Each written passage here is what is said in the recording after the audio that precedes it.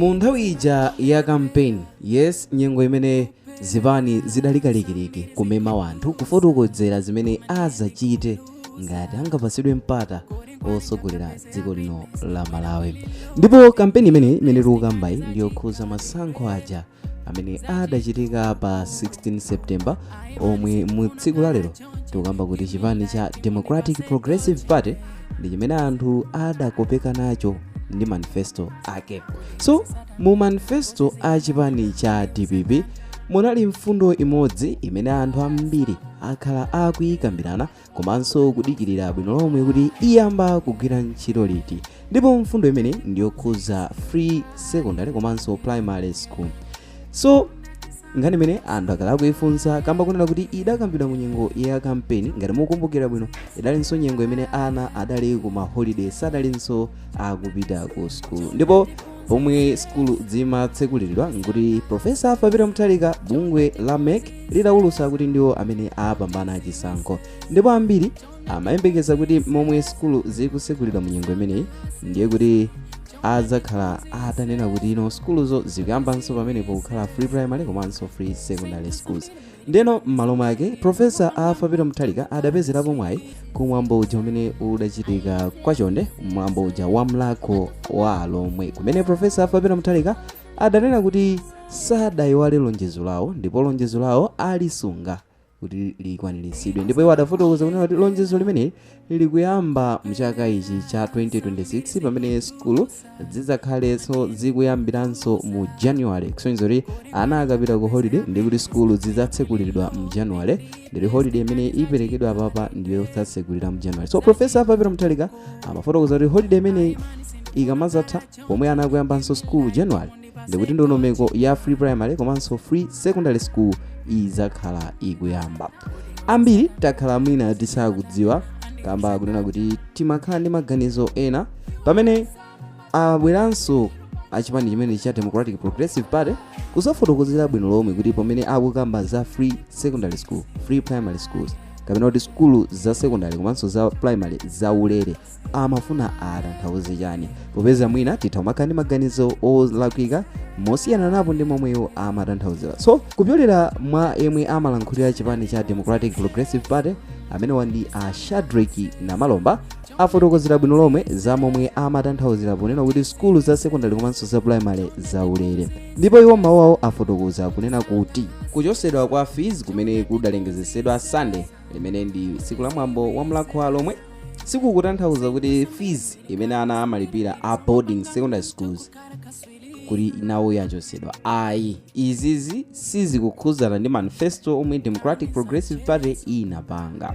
Ndipo m'malo mwake wanena kuti malingana ndi manifesto awo amene amalunjika pa zisankho za pa 16 September imene timanena kuti general election, akufotokoza kuti fees imene amakamba kuti ichosedwa ku school za primary komanso secondary imayang'anira pa ndondomeko monga izi. Pali ndalama zimene ana amapereka zimene zimafotokozedwa kuti ndalama zachitukuko. Kusonyeza kuti kuyambira pano ndalama zachitukuko siziperekedwanso mu skulu za primary komanso secondary. Andi amafotokoza kunena kuti chinthu china chimene iwo amatanthauza ndi kuchosedwa kwa ndalama imene ana amalipira kuti alandire ma ID amene ndi okhuza nkhani ija ya mayeso ya kuchosedwa kumeneko kwa ndalama imene akunena kuti ndi ya ma IDs amene ana amalipirira kunena kuti agwiritse ntchito mu nthawi ija yolemba manebo, yes, Malawi National Examinations Board. Ndipo amafotokoza kuti ku nkhani ya skulu za secondary manifesto awo amatanthauza kunena kuti fees imene imalipiridwa polipirira certificate ija imene amayitchula kuti JCE ndikuti amenewa a form 2 kuyambira January, ndikuti ana amene ali form 2 kuchokera January kumapita uko ndikuti akuyembekezeka kusalipiranso fees ya JCE, komanso omwe ali form 4 kuyambira January ndikuti nso sakulipira Malawi School Certificate of Education imene timati MSCE.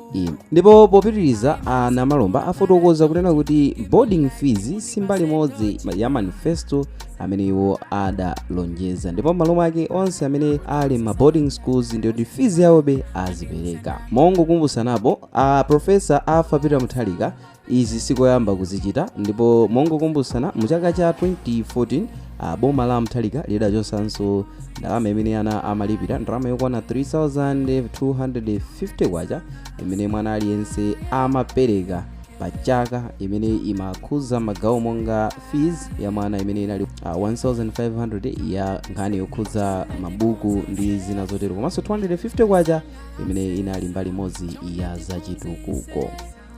Ndipo mchaka cha 2024 bungwe limene limayang'anira nkhani za sukulu za secondary komanso primary imene amalichoti Education Management Information System imene ndi EMIS idatulutsa report limene linkaonesa kunena kuti boma limaononga ndalama yokwana 55,644 kwacha kwa mwana aliyense pa chaka chilichonse, zimene zikutanthauza kuti kwa ana okwana 5,222,579 mchaka cha 2023-2024 boma lidaononga ndalama zokwana 290 billion Malawi kwacha pa chaka chilichonse, pamene kunduli choka chaka cha 2023 ndi mchaka cha 2024. Ndipo popitiriza mafotokozeranso kunena kuti ku nkhani ya primary schools ndalama zimene zimaperekedwa ngati za chitukuko zimene pa average zimapezeka kuti ndi ndalama yokwana 2,500 pa teremu iliyonse, zimene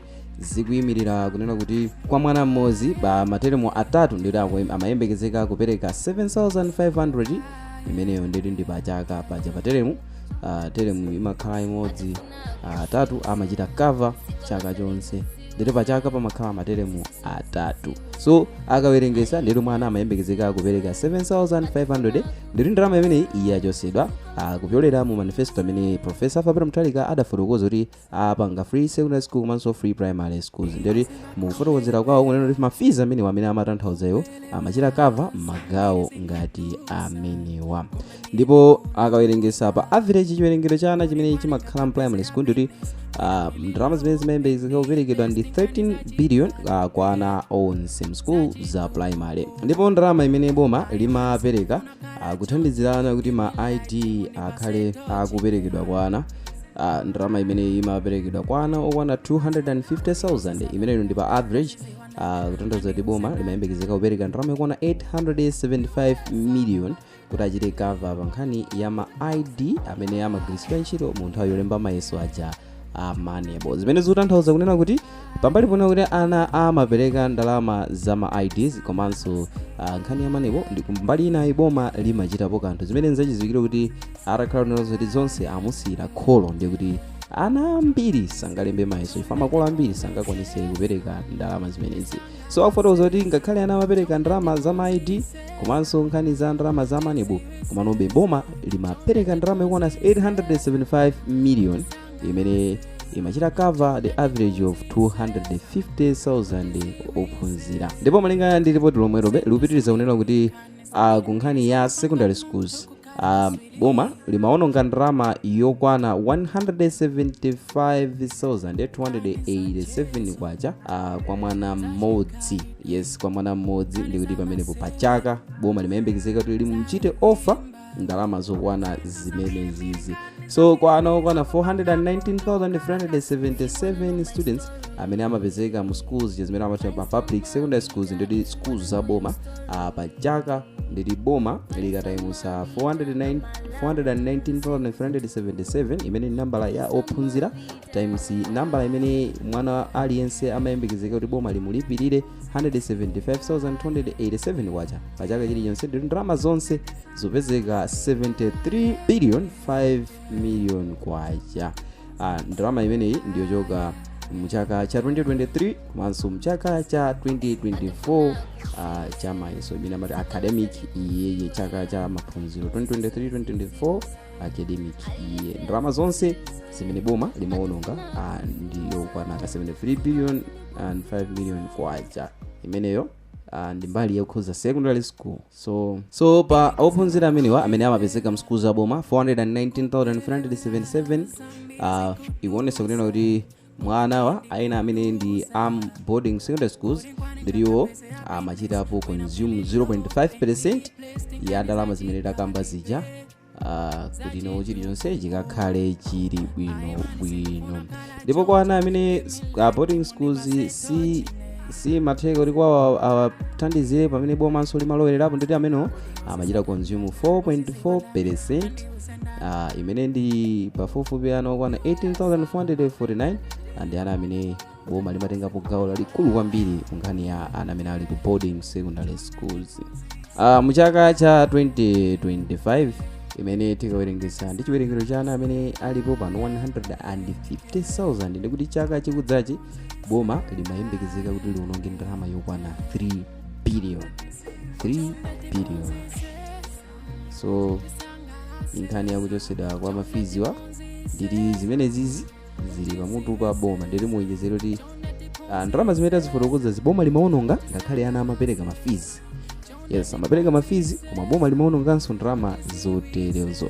So pambali pa kuti ana amapereka ndalama zimenezi achitanwa abolish kuti mafizi enawo samaperekedwa, boma lizichitapo kanthu, ndikuti pazikhalanso the huge amount imene boma likuyenera kuti lipereke kuti mwana aliyense chilichonse chikhale tayale. Anyway, tiona kuyambira January Professor Fabio Mtalika iwo afotokoza kuti samaphwanya lonjezo ndipo iwo abwera kuzakwanisa.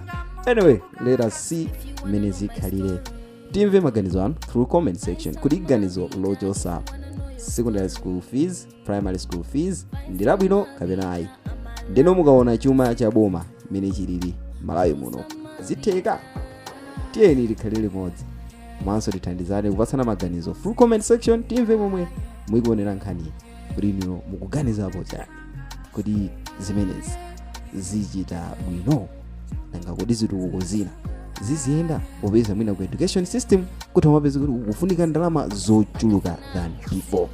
So kudzera maganizo anu tidziwa chimene mukuganiza. Anyway, mwana ndine mu video iyi Mike Thompson, goodbye.